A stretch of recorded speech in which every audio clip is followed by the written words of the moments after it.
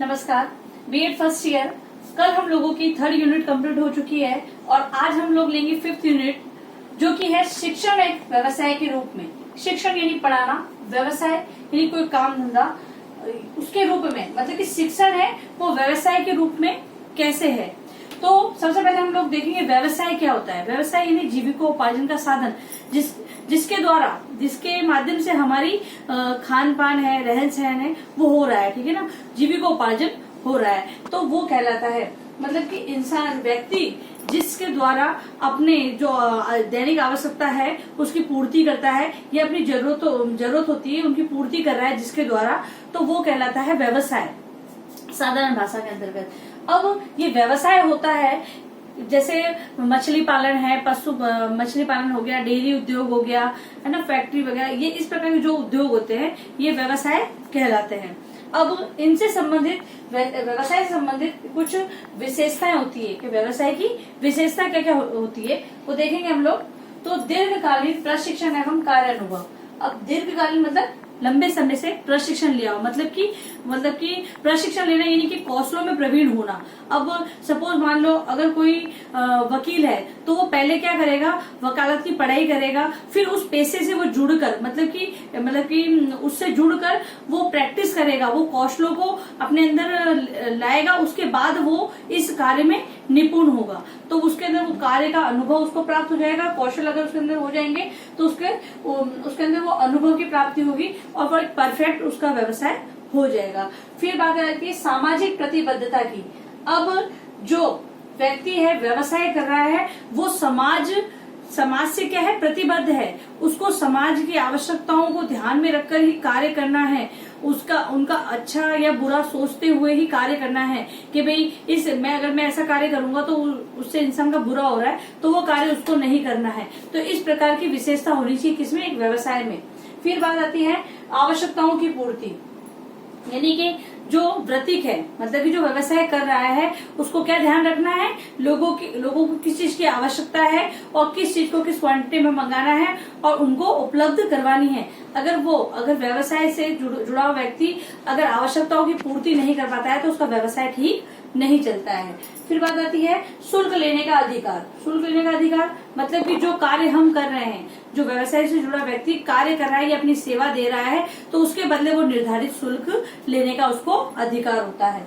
फिर है एक वृत्तिक संघ यानी कि एक एसोसिएशन, मतलब कि कोई भी कार्य हो उसका एक एसोसिएशन बना होता है जिसके द्वारा अगर नई नई नीतियां आती है या नए व्यवसाय से संबंधित कोई नई टेक्निक वगैरह आती है तो वो उससे अवगत कराने के लिए एक संघ बना होता है जो समय समय पर हमें नवाचारों से मतलब अवगत करवाते हैं वो चीज। तो वो संघ जरूरी होता है, तो ये एक विशेषता है इसकी। फिर बात आती है वृत्तिक आचार संहिता या आचार नीति बोल सकते हैं इसको, यानी कि वृत्तिक यानी कि जो व्यवसाय से जुड़ा व्यक्ति है, ठीक है, जो लोग हैं उनसे संबंधित आचार नीति, मतलब कि अगर आचार नीति निर्धारित होगी, नियम अगर निर्धारित होंगे तो वो व्यक्ति कार्य को सही ढंग से करेगा। यदि अगर नियम नहीं होंगे तो मन चाहे राशि वसूलना वाला कार्य हो जाएगा, मन चाहे समय पे वो दुकान खोलेगा और मन चाहे समय पे वो सामान देगा या नहीं देगा, या फिर अगर कोई वकील है तो वो उस हिसाब से तो सही जो शेड्यूल होता है वो नहीं बैठ पाएगा। इसीलिए आचार संहिता बनती है, जो नीतियां बनती है उसको फॉलो करने से व्यवसाय अच्छा चलता है।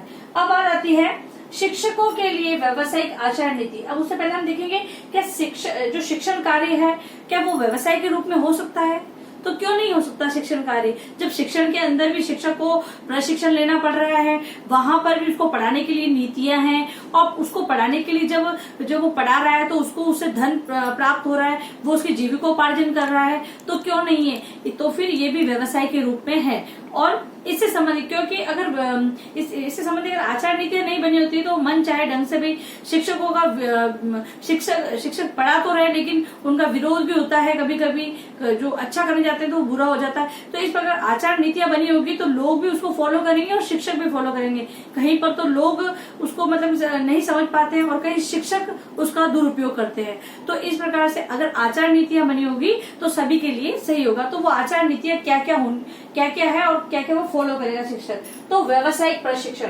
जब अगर एक शिक्षक शिक्षण कार्य के लिए तैयार हो रहा है, इस व्यवसाय से जुड़ने के लिए तैयार हो रहा है, तो उसको प्रशिक्षण लेना पड़ेगा। सभी को पता है कि अगर हम प्रशिक्षण लेते हैं, यानी कि सेवा पूर्व और सेवाकालीन 2 प्रशिक्षण होते हैं, तो सेवा पूर्व तो बीएड, एससीसी हो गया और इस प्रकार के प्रशिक्षण, और सेवाकालीन जो इन सर्विस जो टीचर लगे हुए हैं उनको समय समय पर ना प्रशिक्षण दिया जाता है, जो शिविर बोल सकते हैं हम लोग, जो कैंप लगाए जाते हैं इनके लिए, उसमें इनको प्रशिक्षण दिया जाता है। तो इस प्रकार व्यवसाय से जुड़ने के लिए क्या होना चाहिए, प्रशिक्षण लेना आवश्यक है। फिर बात आती है विषय का पूर्ण ज्ञाता। जो शिक्षक है उसको अपने विषय का पूर्ण ज्ञाता होना चाहिए, मतलब उसको अपने विषय में अपनी मास्टरी होनी चाहिए, उसकी पकड़ होनी चाहिए। इसलिए कहा जाता है कि जब अगर फर्स्ट ग्रेड टीचर का माना जाए तो वहां पर एक ही विषय की प्रधानता होती है, यानी कि वो एक ही विषय के अंतर्गत उसकी पोस्ट जो ग्रेजुएशन होती है वही सब्जेक्ट के अंदर वो फर्स्ट ग्रेड टीचर लगता है, तो वो उसका पूर्ण ज्ञाता हो जाता है, क्योंकि वो छोटी कक्षा में पढ़ी उसने, फिर बीए में आकर लेगा, या फिर जो भी अगर बीएससी कर रहा है तो उसमें भी वो सब्जेक्ट ले रहा है, फिर वो मास्टर डिग्री जब लेने जा रहा है तब भी उस विषय को ले रहा है, और बीएड कर रहा है तब भी उस विषय को ले रहा है, तो वो उस विषय का पूर्ण ज्ञाता हो जाता है। उस विषय को पढ़ने से भी संबंधित और पढ़ाने से संबंधित उस विषय का वो उसको ज्ञान हो जाता है।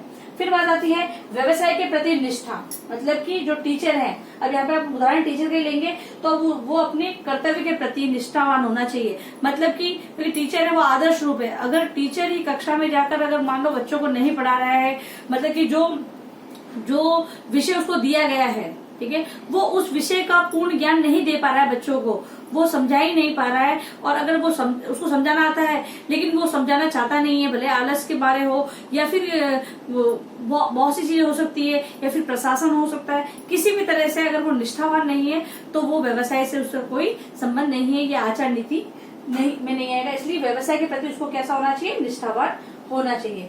फिर है प्रयोगात्मक दृष्टिकोण। अब प्रयोगात्मक दृष्टिकोण यानी जो एक शिक्षक है उसको जो विधि है, प्रविधियां बनाई गई है उसी पर आधारित नहीं रहना चाहिए, उसे खुद स्वयं करके देखना चाहिए कि हो सकता है मैं और उदाहरणों के माध्यम से, कोई प्रतिमान या मॉडल के माध्यम से और अच्छे तरीके से समझा सकूं, यानी कि प्रयोग करके और फिर बता सकता है वो, तो प्रयोगात्मक दृष्टिकोण एक शिक्षक का होना चाहिए।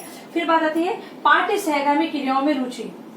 एक शिक्षक जब तक पाठ्य सहगामी क्रियाओं में रुचि नहीं लेगा तो विद्यार्थी वैसे भी नहीं लेने वाले हैं। अगर वो टीचर ही अगर रुचि नहीं लेता तो विद्यार्थी नहीं लेते। इसलिए एक टीचर को आगे बढ़कर आना चाहिए। हर जो भी मतलब कि कोई भी कार्यक्रम हो रहा है तो उसके प्रति खुद को आगे बढ़कर आना चाहिए कि हम ये कार्यक्रम में करवाएंगे या फिर हम बच्चों को सहयोग करेंगे, इस प्रकार की भावना लिए हुए उसको होना चाहिए। फिर बात आती है शिक्षा के उद्देश्यों के प्रति जागरूक। अब शिक्षा के उद्देश्यों के प्रति, अब शिक्षा क्यों दी जा रही है, शिक्षा दी जा रही है उसका कुछ उद्देश्य तो होगा, वो किस उद्देश्य से दी जा रही है, तो शिक्षक को उसके प्रति जागरूक रहना चाहिए कि मुझे ये सब्जेक्ट दिया गया है। हमने देखा होगा कि जो किताब बच्चों की छप रही है आजकल, तो आगे का पेज होता है उसमें लिखा होता है साफ शिक्षकों के लिए। तो हम क्या करते हैं, जाकर सीधा प्रश्नावली देखी या पाठ देखा सीधा पढ़ाना शुरू कर देते हैं। नहीं, हमें पहले शिक्षकों के लिए क्या दिया गया है, तो उसमें वो उद्देश्य निर्धारित किए होते हैं कि हमें जो ये पाठ पढ़ाना है या प्रश्नावली करवानी है तो इस उद्देश्य से करानी है। तो वो व्यवहारिक ज्ञान, ठीक है, तो व्यवहारिक ज्ञान जब तक हम नहीं लेंगे तब तक हम अपने उद्देश्यों की प्राप्ति नहीं कर पाएंगे। तो क्या होना चाहिए, उसको अपने उद्देश्यों की प्राप्ति करने के लिए हमेशा सजग रहना चाहिए, जागरूक रहना चाहिए। अब बात आती है हमारे गृहकार्य प्रश्न की। व्यवसाय का क्या अर्थ है, इसकी प्रमुख विशेषता बताइए। व्यवसाय का क्या अर्थ है, इसकी प्रमुख विशेषता बताइए। दूसरा प्रश्न, शिक्षण व्यवसाय किस प्रकार है, शिक्षण व्यवसाय किस प्रकार है, शिक्षकों की आचार नीति समझाइए। और आप लोगों से सभी से निवेदन है कि आप लोग जब भी घर से बाहर निकले तो मास्क या अपने फेस को कवर करके जाएं, या फिर आप लोग कहीं जाते हैं तो आप लोग कम से कम 6 फीट की दूरी बनाए रखें। और आप अगर सार्वजनिक स्थल पर जा रहे हैं तो वहां पर किसी चीज को अगर छूते हैं आप, तो आप अपने हाथों को साबुन से अच्छी तरह धोएं और या फिर उसको सैनिटाइज करें। और यही बात आप अपने परिवार वालों को, आसपास के लोगों को समझाएं। धन्यवाद।